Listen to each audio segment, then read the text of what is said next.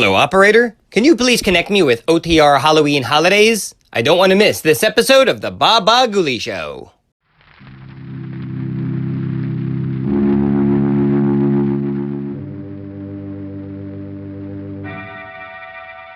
Inner Sanctum Mysteries, starring Peter Lorre, brought to you by Carter's Little Liver Pills. Before we open the squeaking door on Inner Sanctum this evening, here's a message the government would like to have passed on to you. Women are urgently needed now in war plants and essential industries. There are all kinds of war jobs which don't involve machinery or tools, such as driving a bus or taxi, working in a laundry, restaurant, school, or day nursery.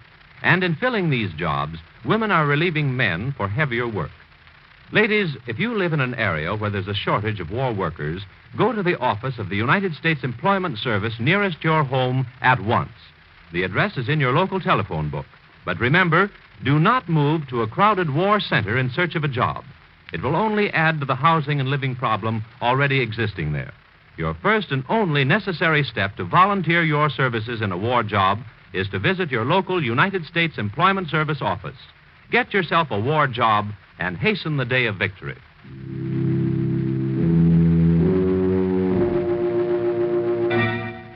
And now we open the squeaking door.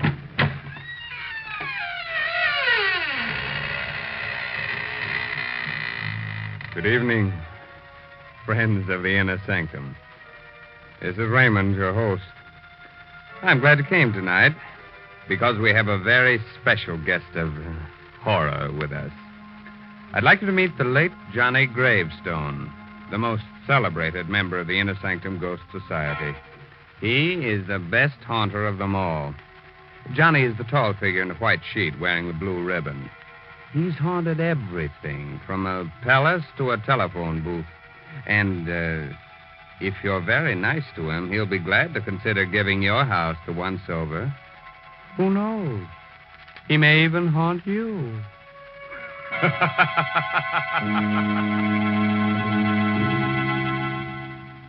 Tonight's Inner Sanctum story, The Black Seagull, is an original radio drama by Sigmund Miller and stars Peter Lorre in the role of Richard Blake. It's produced under the direction of Hyman Brown. Inner Sanctum Mysteries are brought to you by Carter's Little Liver Pills.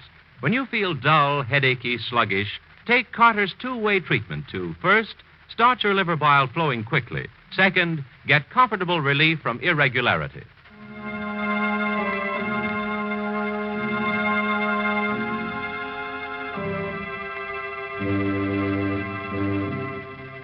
Well, we're about to begin our story.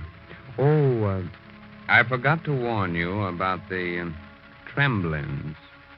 They're those pesky, invisible cousins of the gremlins. They sidle up to you, give you quick little shoves, and create the false impression that you're trembling. If you're being troubled by a tremblin, just grab him by his invisible little horns and stick him into the nearest pincushion. Dusk is settling fast along the Carolina coast. A few miles out at sea, a motorboat rides through the choppy waters. Dr. Griffin and Richard Blake are frantically scanning the horizon, looking for Richard's wife, Barbara, who's lost in the sailboat. It's getting dark, Richard. We've got to find her before nightfall. Perhaps she's gotten back home by now. We've been gone for over an hour. The mast was loose in the sailboat. It would never hold out in that wind. Barbara is in a disabled boat. We haven't much gasoline left. I'm not going back until we find her. The only thing we can do is call the Coast Guard. Did you hear that, Dr. Griffin? Yes. Seagulls. Sounded like a human cry. Oh, no, it's only the gulls, Richard. Listen. It's the same sound. No. This is no bird cry. That was Barbara. That was the cry of a seagull. See? He's right above us. A black seagull. Black gull. Completely black. It's an ominous sign. Something has happened to Barbara. Oh, come now. I hope you don't believe in that superstitious nonsense. Look. Over there. Do you see it? It looks like a boat. It's Barbara. The mast. The mast is down. We'd better get over there fast.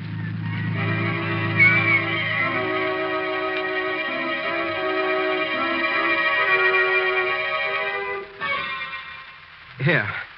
Help me put her on the couch. Dr. Griffin, please, you've got to do something. I'll do everything I can. Pretty bad. Concussion. The mast. It must have come loose and struck her. Please, Dr. Griffin, you've got to bring her back. She may come to any second. Or she may never come out of it. No. It isn't true. I wish it weren't. Her skull is crushed. The injury is a fatal one. No. It's only a surface wound. Perhaps an operation. We can get her to a hospital. Look, she's coming too. Please, Richard. There isn't a chance. Richard. Yes, darling. Oh, it wasn't my fault. The mast, it broke in the wind. Don't talk, my darling. I'm so sorry, Richard. Don't be unhappy. You're going to be all right. Dr. Griffin says you're going to recover. No. You've got to hold on, darling. We'll get you to a hospital. You've been so good to me, darling. We've been very happy together. You can't leave me, Barbara. I won't live without you. Oh, you mustn't say that. If you die, Barbara, I don't want to live. I'll always be near you. I'll come back if it's possible. You must come back. You must. If you don't, I'll come to you. No, I'll return, Richard. I'll return. Richard, Oh. He's gone.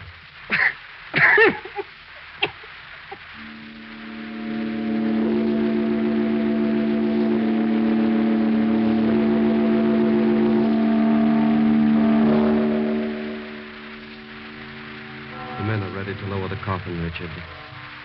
You wish to pay your final respect? Final respects. This isn't the end. It's the beginning. Do you understand? The beginning. Barbara isn't gone. She'll come back. She said so. No, Richard. No one comes back from the grave.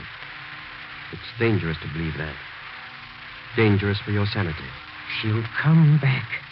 She didn't lie. All right, men. Lower the body. Did you hear that? Yes. The seagulls again. That wasn't a seagull. I told you. That was Barbara's voice. Please, Richard. It's only a gull. No, it's her. She's calling to me. She promised to return. You see, Barbara didn't fail me. You must stop this, Richard. You'll wind up in an asylum. You're a fool, Dr. Griffin. Lower the coffin, That men. was her voice. No. Don't lower it. That sound came from the coffin. She might even be alive. She's dead, Richard. I want that coffin opened. We can't do that, Richard. There's no way of opening it now. We'll pry it open. Don't try to stop me, Dr. Griffin. All right. We'll open it. Here, one of you men. Break the seals at the top of the coffin. For heaven's sakes, hurry. It will only be worse for you, Richard, if you look at poor Barbara again. Will you tell the man to hurry?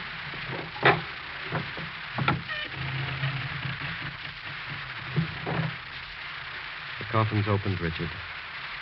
Now you can see for yourself. Look at her face. Her face? You wouldn't believe me. Look at her mouth. As if she had just called my name.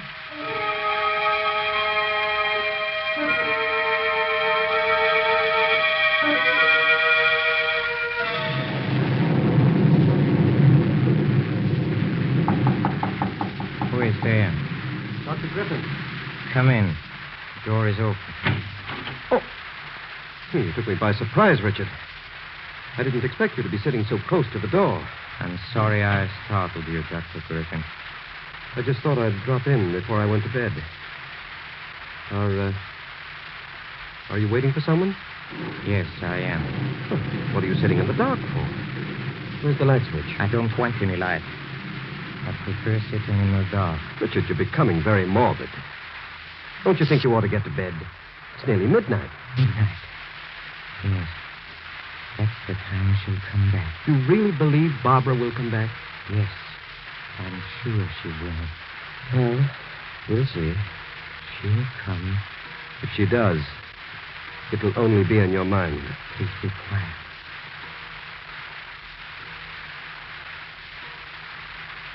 Well? Barbara, you've come. She's here. I know she's here. Oh, darling, you've kept your promise. Richard, stop it. Where's the light switch? Put that light out. It was nothing. The wind opened the door. It was just a coincidence that happened at the stroke of midnight. I didn't close the door properly when I came in. She was here. I felt her cheek on mine. You imagined it. Imagine it. Look, Dr. Griffin. Look at my cheek. My cheek. A teardrop fell on my cheek. It's not a teardrop. It's the rain. The wind blew some rain in through the open door. It wasn't the rain. Barbara was here. If you hadn't put on the lights, I would have seen her.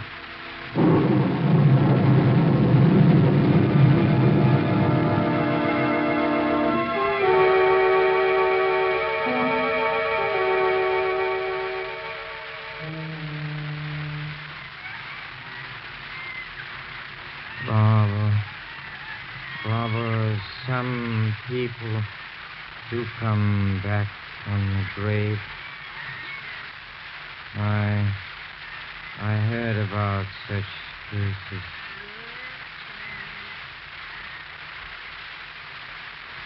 Richard. Barbara, it's you. Yes, It's darling. you. It's me. I promise never to leave you. I was about to give up. I was beginning to lose hope. How good it is to see you again. Yes, darling. It's very good. I've been trying to come back. Then it was you who opened the door at midnight. Yes, Richard. And it was your tears that fell on my cheek. Wasn't the rain, as Dr. Griffin said? Yes, Richard. But I couldn't see you then. I just felt your cheek against mine. It was very hard to return at all. What is that noise? I don't hear anything, Richard. That sound disturbs me. It makes me uneasy. You're asleep. Fast asleep. Perhaps the sound will fade away. Look at me, Richard. Oh, I can see you much more clearly. And the sound, It's fading out. perhaps we'll never be separated again. So good to be with you again. Let me hold your hand. Wait, Why do you say that? not yet time. What do you mean? You haven't crossed over yet. Can you still hear the banging? Oh, just a little. Barbara, don't go away. I can't help it. Someone's dragging you away. Don't let him. I don't want to go back. I'll try to come back again, Richard. I don't want to go back. I want to stay with you. Goodbye, Richard. Richard. Richard! Richard! Wake up! Wake up! Good thing I heard the shutters banging. I came in to see what was making all this noise. You shouldn't have wakened me. This box of pills. You took an overdose of these sleeping tablets. If I hadn't awakened you, you would have slept on until eternity. Barbara came for me. She was just about to take my hand. Perhaps if she had, you'd never have gotten up. I didn't want to get up. I wanted to be with Barbara forever.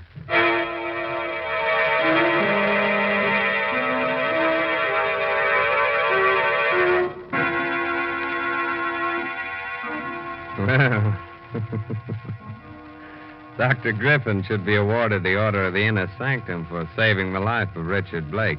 If it weren't for the good man, our story would have come to an end in the middle of the program. And that would have been very inconvenient for all of us.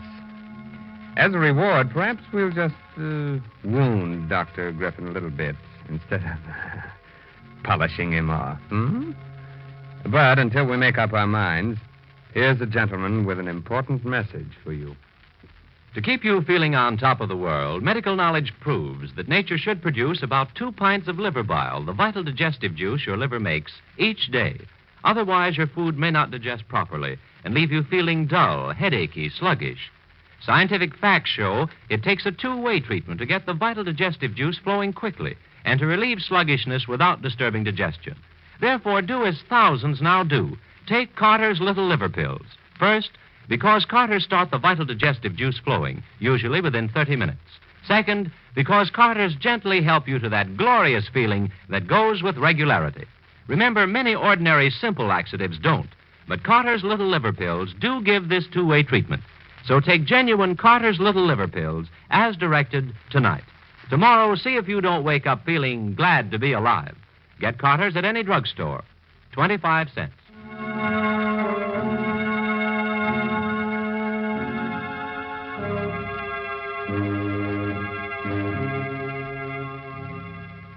Now we're ready to continue with our strange story.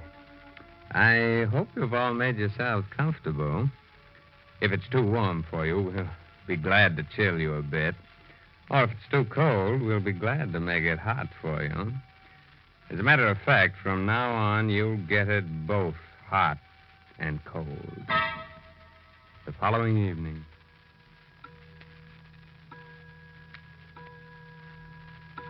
Barbara, you must come back to me.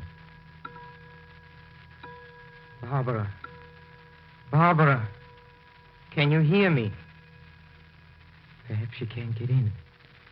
She said it was hard for her to come back. I'll open the door. Barbara. For a moment, there was a shadowy figure at the door. I did see something. She's here.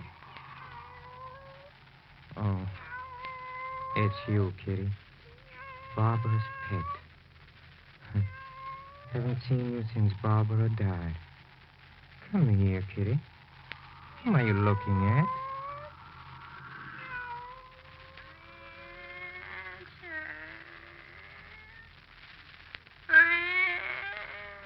Barbara! Richard. Where are you? Right here. Your voice is so faint. Come closer. Come closer. I don't know where you are.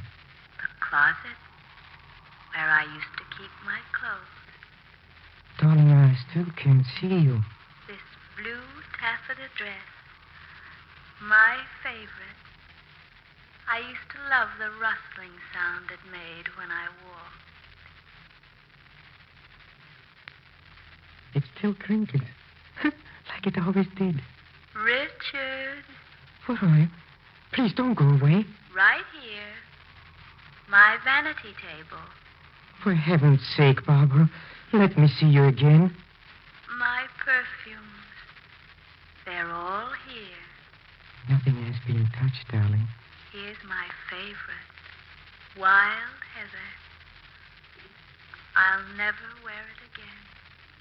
Barbara, please don't go.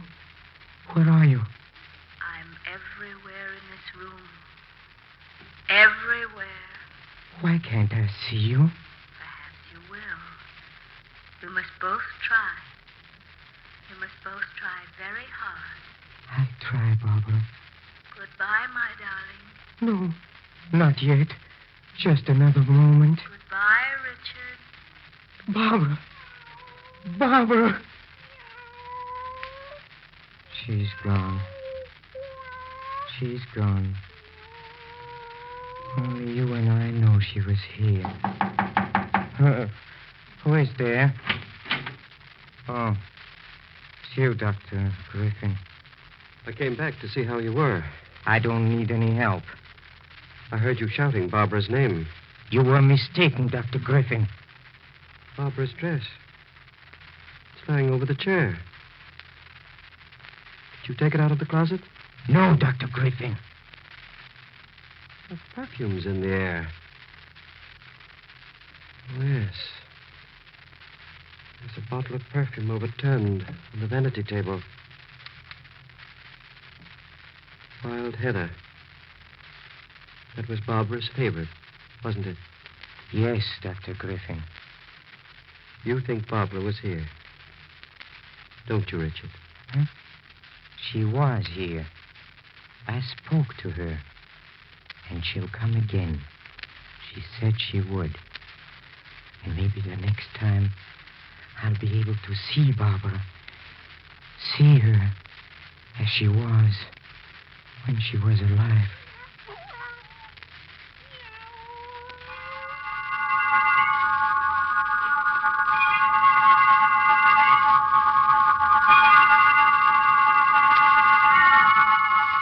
I know you don't want visitors, Richard, but you shouldn't be alone. I brought Miss Driscoll with me to look after you. How do you do, Mr. Blake? Barbara will be here soon. You haven't been eating. You've lost a lot of weight. Richard, Yes, Dr. Griffin? you've got to listen to me. There's nothing you can tell me. You won't last at this rate. Look at you. Pale and lifeless. You're still alive, but you're living among the dead. Well, you've got to stop this. You don't, you'll wind up in an asylum. An asylum. You still don't believe Barbara had come back. No, Richard. She hasn't come back. You saw for yourself the other night. Her dress, her perfumes. She came back. I spoke to her. You took the dress out of the closet yourself, and it was you who overturned the bottle of perfume. You are lying, Dr. Griffin. It wasn't me. You're trying to come between us. I won't let you. I won't. Barbara! Richard, I've come back. Darling, I can see you. Get me my bag in the hall, Miss Driscoll. Hurry. I can see you very clearly now. Do I look any different? No, you're even lovelier than ever. Richard. We've got to meet each other halfway. Yes, darling. I've been trying. I tried very hard. I've brought some friends. They all want to meet you. Friends? Yes. This is Fred Rankin. You remember him? Oh, Fred. How do you do, Richard? I'm Fred Rankin. But you're dead. Yes. I've been dead for 6 years. And this is Mr. Fielding. Remember him? He was your neighbor once, killed by an automobile. Yes. I've been dead for a long time. Ever since you were a young boy, Richard. And this is Mary Schofield, the girl you went to school with. Barbara. Barbara, watch out. The mast. It's falling. It's falling. Richard, help me. Help me. Help me. It's Barbara. It's Barbara.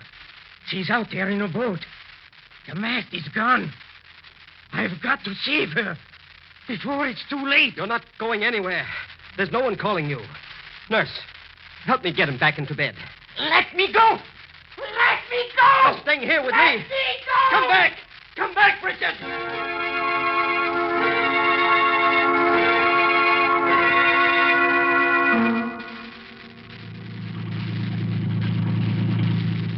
Well, he couldn't have swum very far in a short time, Dr. Griffin. I caught sight of him just a moment ago.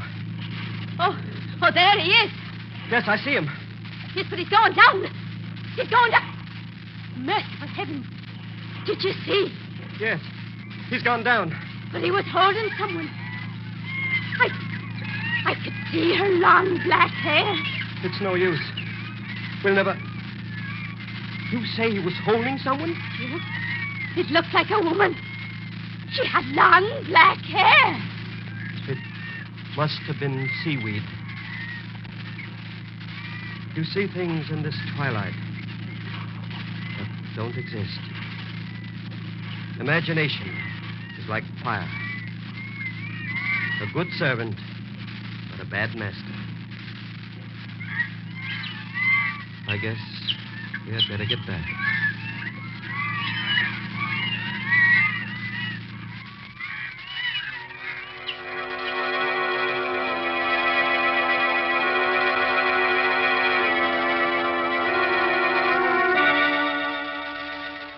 Well, Dr. Griffin lost the good fight. He was gull crazy. But that was no gull. That was Richard's wife. Anyway, the Inner Sanctum Ghost Society is mad at Dr. Griffin because he's interfering with the drive for new members. Say, by the way, if you should hear the wild cry of birds in your next dream, don't be alarmed. It's just that spring is on its way. Be sure to read this month's Inner Sanctum mystery novel, The Smell of Money, by Matthew Head, on sale at all bookshops. It's enough to make you shudder when you see what a boy or a girl can put in his or her stomach. Things you know would lay you low, yet they bounce out of bed in the morning just a raring to go. That's youth for you. Yet thousands of people who should feel terrible tomorrow morning, considering the way they've insulted their digestive systems this weekend, may feel like a million tomorrow morning, because tonight they're going to act on a piece of advice from the Book of Medical Knowledge. For medical knowledge proves that nature should produce about 2 pints of the vital digestive juice your liver makes each day. Otherwise, your food may not digest properly and leave you feeling dull, headachy, sluggish. Scientific facts show it takes a 2-way treatment to get the vital digestive juice flowing quickly and to relieve sluggishness without disturbing digestion. Therefore, do as thousands now do. Take Carter's Little Liver Pills to get this 2-way treatment you may need. First, Carter starts the vital digestive juice flowing, usually within 30 minutes. Second, Carter's gently help you to that glorious feeling that goes with regularity. Remember, many ordinary simple laxatives don't, but Carter's Little Liver Pills do give this 2-way treatment. So take genuine Carter's Little Liver Pills as directed tonight. Tomorrow, see if you don't wake up feeling glad to be alive. Get Carter's at any drugstore. 25 cents.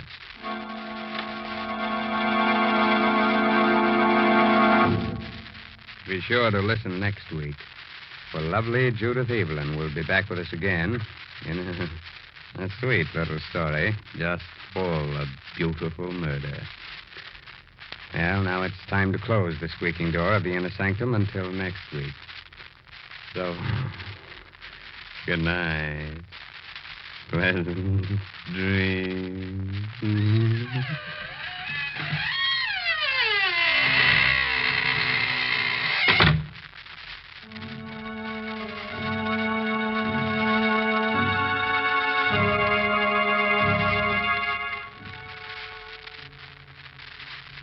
Inner Sanctum comes to you from New York. This is the Blue Network. It's intermission time at the Bah Ghoulie Show. Time to refresh yourself and visit our snack bar. Let's go out to the lobby. Let's go out to the lobby. Let's go out to the lobby and have ourselves a treat.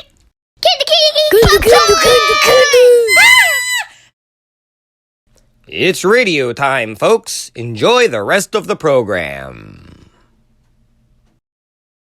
Hello, operator. Can you please connect me with OTR Halloween Holidays? I don't want to miss this episode of the Bah Ghoulie Show. This episode of the Bah Ghoulie Show is brought to you by Waddle's Tunes over at Channel Watchwaddle. Oh, that's where I left that bar of soap. Hands are dirty, don't be a dope. Clean them up with bubbly soap. Now that's some clean humor.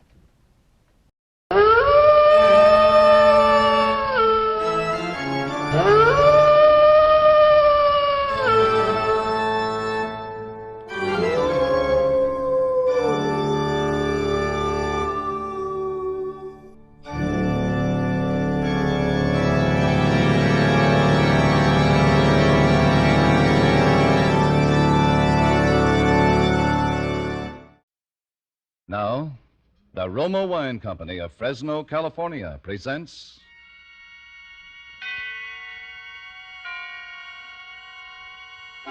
Suspense.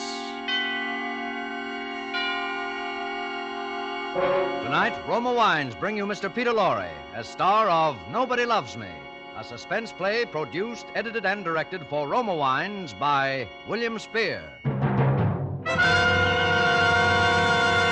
Suspense, radio's outstanding theater of thrills, is presented for your enjoyment by Roma Wines. That's R-O-M-A, Roma Wines. Those excellent California wines that can add so much pleasantness to the way you live, to your happiness in entertaining guests, to your enjoyment of everyday meals. Yes, right now a glassful would be very pleasant as Roma Wines bring you Peter Lorre in a remarkable tale of suspense.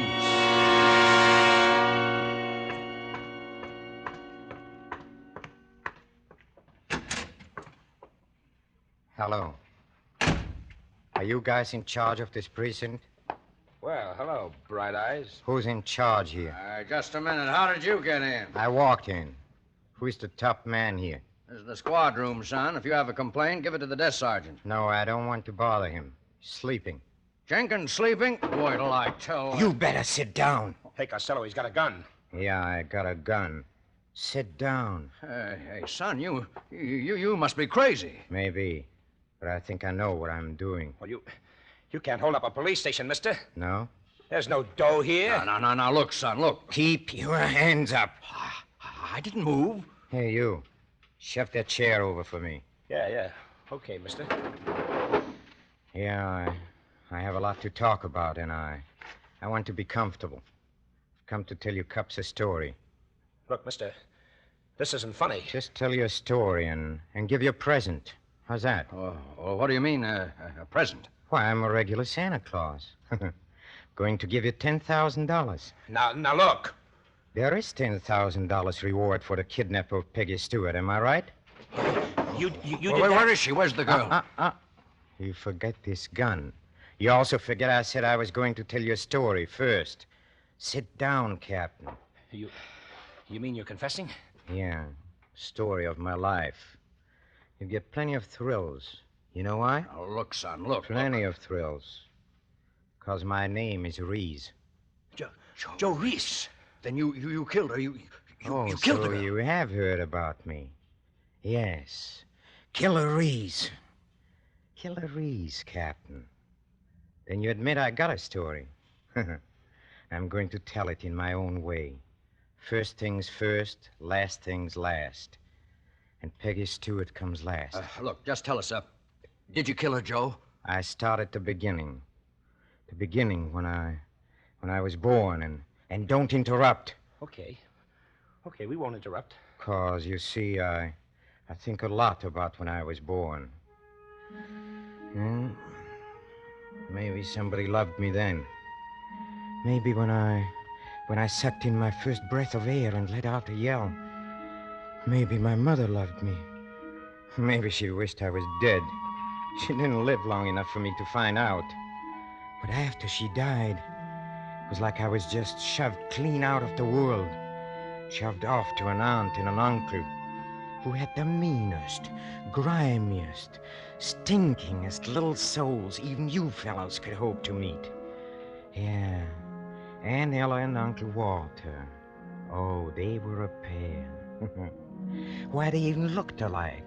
Faces like rotting cabbages, and their mean little mouths yapping away in the middle of them. Those two would have eaten the heart out of a saint. But I was so little when I went there, I didn't even know what I was missing. Until one day, when I was about 9, I found a kitten. A dirty, sick little kitten. Joe Reese, what you got there? Just a little cat. How do you speak to me? I mean, Mom. We found it down the alley, Mother, back of the fish store. Now, you get it out of here, Joe. You get it out quick. I told you, Joe. Please, Ma'am, You hear me? It won't eat much. Please. You hear me? You get it out of here. Dirty thing. And if I see it again, Uncle Walt will beat the stuffing out of you. Yes, ma'am. Ought to kill it. Would, too, but it'd turn my stomach. Now get both of you. Yes, Mother. What you gonna do with it, Joe? I don't know. Nothing. We could have some fun, I bet. Tie something to its tail. No. I don't want to. Might as well. We could have some fun. No, I said.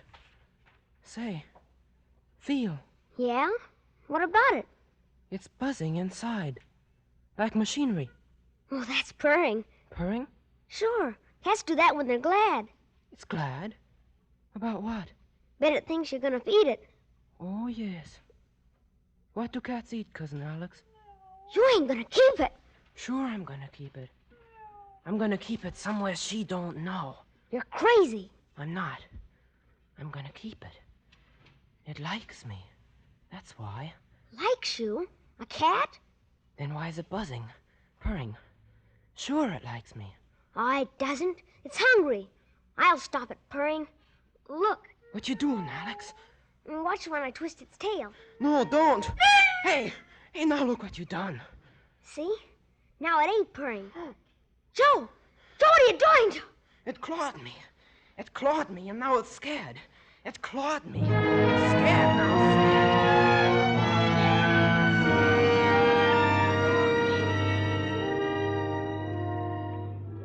You ever feel a kitten? What it's really like? A skinny little kitten? Why, it's nothing but fur. Soft and a head. And its backbone is like a thin string of beads. Curled just so. When it's scared, its eyes stare. All one color. And its neck is thin. Thinner than a match. Like a string of beads. Just nothing between your fingers. Just nothing.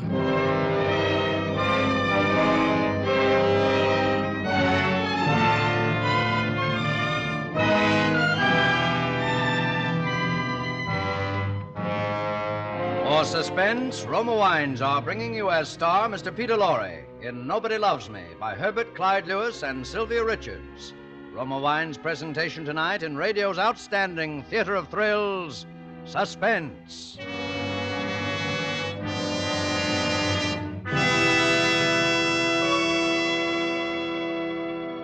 Between the acts of Suspense, this is Truman Bradley for Roma Wines. This holiday weekend, millions of Americans will return to the traditional way of observing Labor Day by having friends in for dinner. That's why Elsa Maxwell makes the most appropriate suggestion. She says, we have good reason to celebrate Labor Day this year. So make your holiday entertaining really festive by enjoying good Roma wine. At dinner, serve Roma California Burgundy Cool. This splendid wine, so delightful, delicious, distinguished, lends charm and flavor magic to any meal. Yes, as Elsa Maxwell says, you'll enjoy the delicate piquancy and fruity, robust taste of Roma Burgundy. Only Roma gives you the goodness of luscious grapes from California's choicest vineyards, gathered at peak of flavor, gently pressed, then unhurriedly, guided to flavor perfection by Roma's ancient winemaking skill. And finally, bottled right at the winery. Roma wines are always unvaryingly good, yet cost only pennies a glass. Remember, because of uniformly fine quality at reasonable cost, more Americans enjoy Roma than any other wine. R-O-M-A, Roma Wines. And now Roma Wines bring back to our Hollywood soundstage Peter Lorre in Nobody Loves Me, a narrative well calculated to keep you in suspense.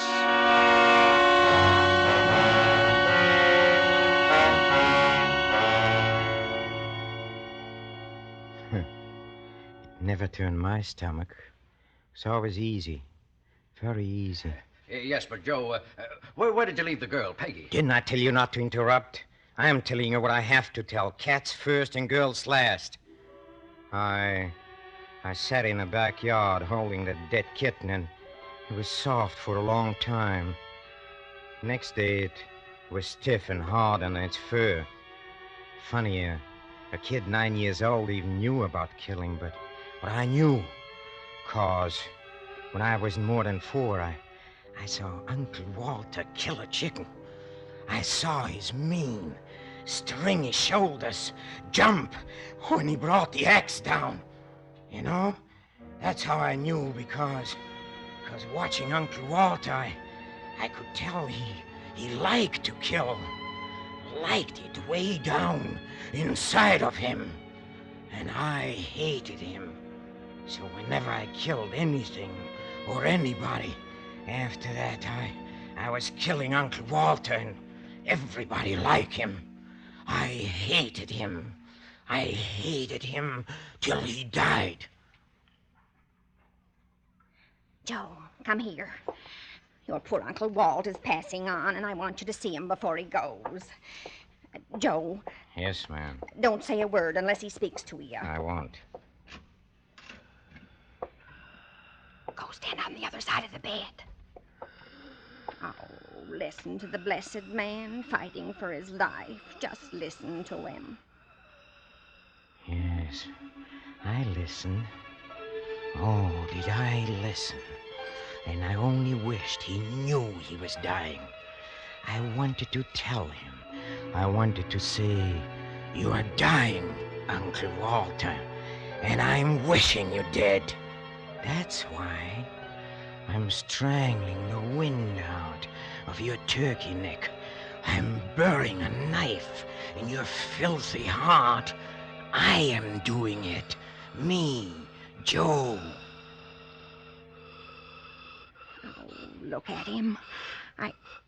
I think he's going to speak. Oh, no, he's not.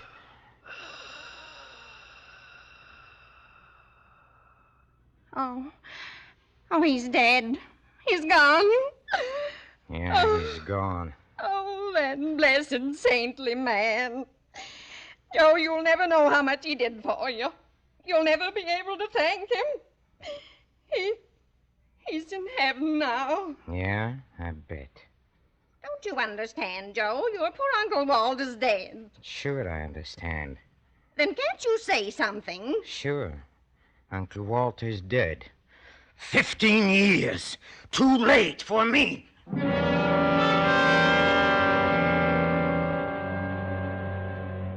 One day after that, I mashed a toad under a rock. And there was a white dog I caught in a fence in a corner and threw stones at it, dozens of stones. Each day I killed one thing, and some things died quick and some died slow. But I always felt the same. I felt good.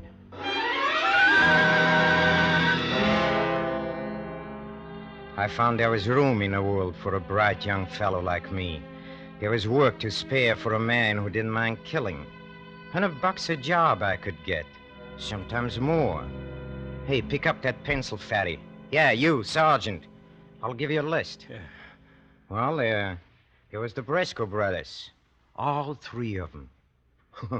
A guy named Lyons who was 2-timing somebody's wife. Oh, and that chorus babe, Daisy Mae Marks. Yeah. She got her fingers in a wrong pie. Yeah. Izzy Turnbull, the weasel. An old codger named Haskett. We call him the... Yeah, that's enough of them, Joe. Now, please, where'd you leave the girl? I'll get her around to her. Where'd you kill her, Joe? I am telling this. It's my story. Yeah, sure, Joe, sure. Because it all happened different with Peggy Stewart. See, I wasn't supposed to kill her. The boy sent me around to case the Stewart house for a kidnapping. It was all I was supposed to do, find out who was in the house and when the girl was alone. It was a big job. Why, with her father owning half the state and holding a mortgage on the rest, we expected it to pay off plenty. Yes, sir? I'm looking for work. There's nothing here. Oh, I thought maybe raking the yard, or I can drive. No, there isn't anything. Oh, is there anyone else here I could ask? Horace? Horace, who are you talking to? It's a young fellow, Miss Peggy, looking for work. Oh. What kind of work? Oh, anything, ma'am, anything at all. You see, I'm going to college, and I just want some work for the summer, and I have a bad back, so I can't do anything heavy. Oh, I see. Well, maybe we have something. I'll ask my father. Miss Peggy. Father isn't home right now, but if you want to wait. Oh, sure, I'll wait. You can come inside, Mr. Sanders, Joe Sanders. Well, come in, Joe. Horace was about to give me my lunch. Maybe you'd like to eat with me.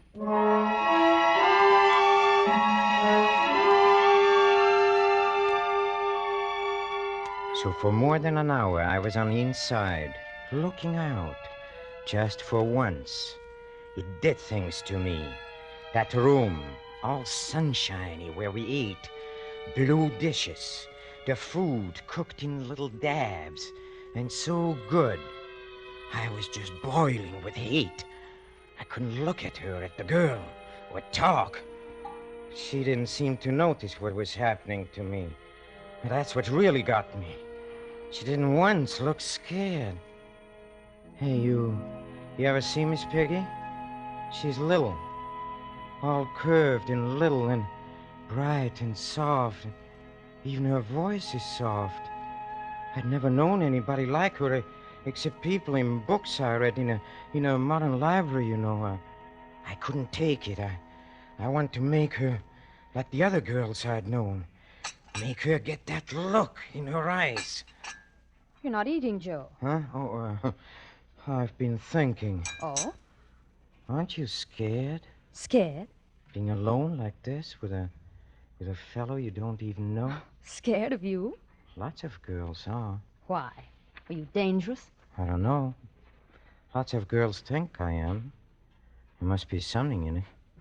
You mean you're a wolf? No, I don't mean it that way. Well, if you are, I think you're a nice wolf. The nicest I know. It's not what I mean. Anyway, you just don't know me. It's funny. I feel like I do.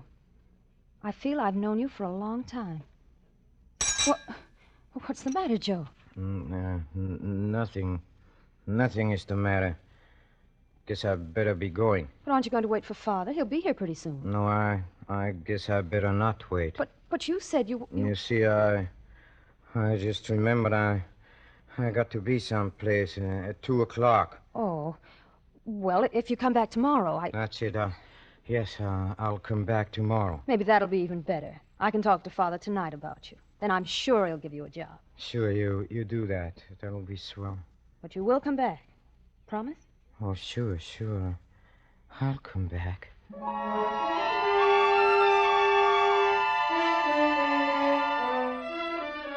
I couldn't figure it out. How a girl like her could be with me and not be scared. And after I practically warned her, too, you can see how I tried to warn her, but she just looked at me, at my eyes. My eyes! And hers stayed just the same. Blue and soft, like she was looking at anyone. Hey, there is killing in my eyes. Lots of killing. Well, anyone can see that. But then it hit me. I had to make her scared. I had to get her to look at me in that beautiful, naked way, from back deep in her head. Her blue eyes, all glazed, all over, all one color.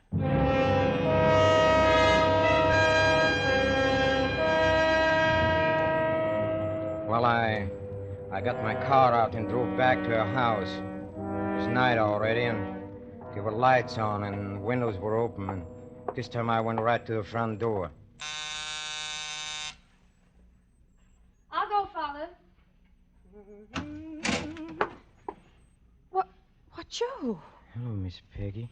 Well, did you come to see Father tonight? I haven't talked to him yet. No, I came to see you. Well, that's nice, Joe. I came to get you. Get me? Sure, don't you remember? I came back, like you said. Going to take you away. Like Yeah. I said. Yeah, see? Now you're getting that look. Now you're beginning to look at me the right way. Don't, Joe. You're hurting me. No, I'm not hurting you, Peggy. Not much yet. Just enough so you look up at me like something in a trap. You won't hurt much more when I kill you. When you... Joe, please. That's what I said, when I kill you. Oh, no. It won't.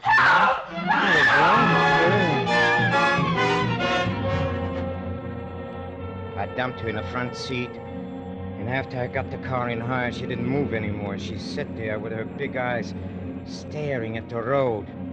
I didn't talk anymore. I thought fast, and I drove fast. I thought how it was going to be, killing her. And I was still thinking when we got to the hideout. Huh? Where it is? Oh, well, it's up in the mountains, and I like it there. It's nothing but a shed, but someone had a house there once, and there are still lilac bushes and roses. Lots of roses. When I lifted her out of the car to carry her into the shed, I could smell the lilacs. And there was just enough moon to see her face. You don't have to carry me. I can walk. Just the same, I carry you. That's part of the fun for me. You don't want to spoil my fun. Where are we? What difference does it make? No difference. Then don't ask so many questions. You won't see much of it anyway. Okay. Inside. Walk straight ahead and stand still. It's dark. I got a candle. There. Now get over there and sit down. On the floor? Yes, on the floor. What do you want? All the comforts of home? Of your beautiful, clean, bright, wonderful home? Well, why don't you tell me what you want? Joe, what's the matter? What did I do to you? Nothing. You did nothing to me. Then why are you... Why, Joe? Go on, say it. Why am I going to kill you? Yes. It's a very foolish question. I got to kill you. But why? I got to talk to you, watch your eyes, and tell you a lot of things. I got to hold you. Please, Joe. I got to know how you feel before you die. Hold you like this. Do you love me, Peggy? Do you? Love you? Sure. That's what I asked. Of course not. Of course I don't love you. You see? Nobody loves me. Nobody ever loved me. Maybe a cat once. Everyone hates me, Peggy. But I don't hate you either. See, that's funny. I just thought of something. You know what? Joe, how can you... No, this is important. Listen, it's this way. I used to live here in a shack weeks sometimes, and I'd read books. Oh, good books. Modern library. Do you know about them? Yes, I know. Well, you can get any book, and it's only $1. It's less than $1 the best, see? Yes? So I read something by a man, yes, called Oscar Wilde. And he says, each man kills the thing he loves. It's in a modern library. Each man kills the thing he loves. Maybe that's what I am doing. No, Joe. You don't love me. You don't get it. Like I said, nobody loves me, but I get love anyway. I get something like love, because when I start to kill you, Peggy, there won't be anyone else in the world for you but me. No one else will matter. And then your eyes, they'll get shiny. Oh, so shiny. And they'll blaze, and the blue will spread out. That's why I'm going to kill you, Peggy. Oh, it'll be so easy. There won't be anything in them but me. All I got to do is take your neck in my hands like this.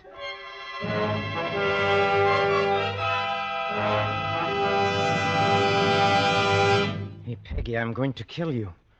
You heard me say it. I'm going to kill you now. Why don't you rise? Poor Joe. What? What did you say? You've been hurt. You've been terribly hurt. Poor Joe. I'm sorry.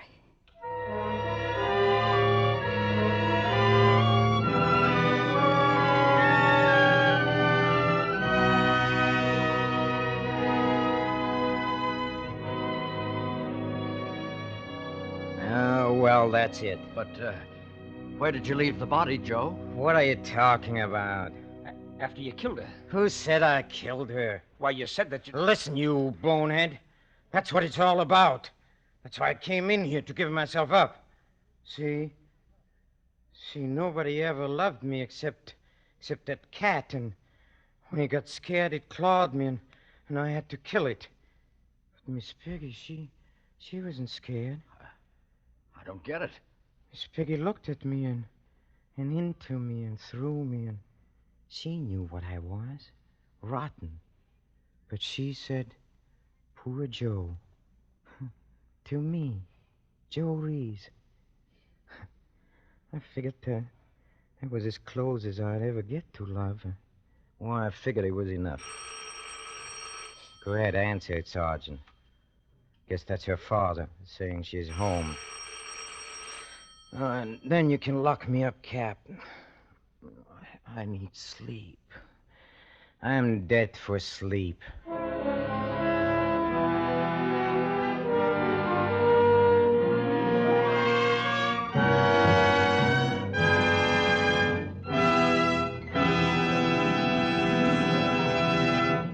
Roma Wines have brought you Peter Lorre, a star of Nobody Loves Me.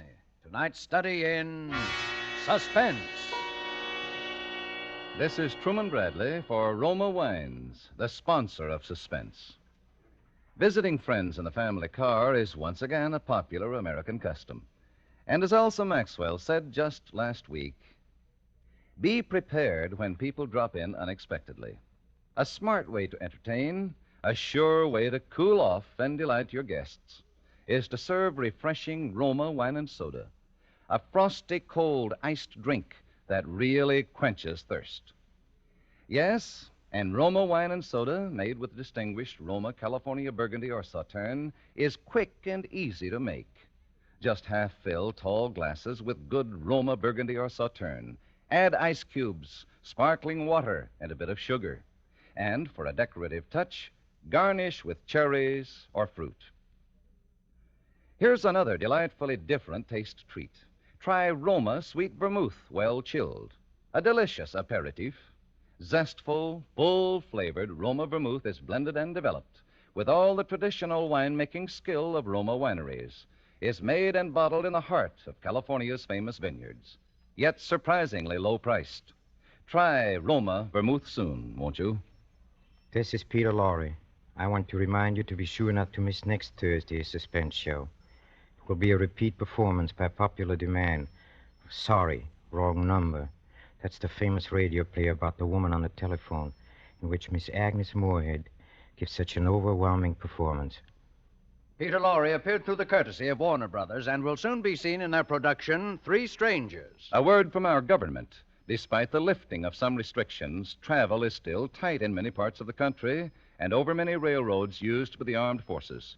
Play safe by staying off crowded trains during the coming Labor Day holiday. Next Thursday, you will hear Agnes Moorehead as star of Suspense, radio's outstanding theater of thrills. Presented by Roma Wines, R-O-M-A, made in California for enjoyment throughout the world. This is CBS, the Columbia Broadcasting System.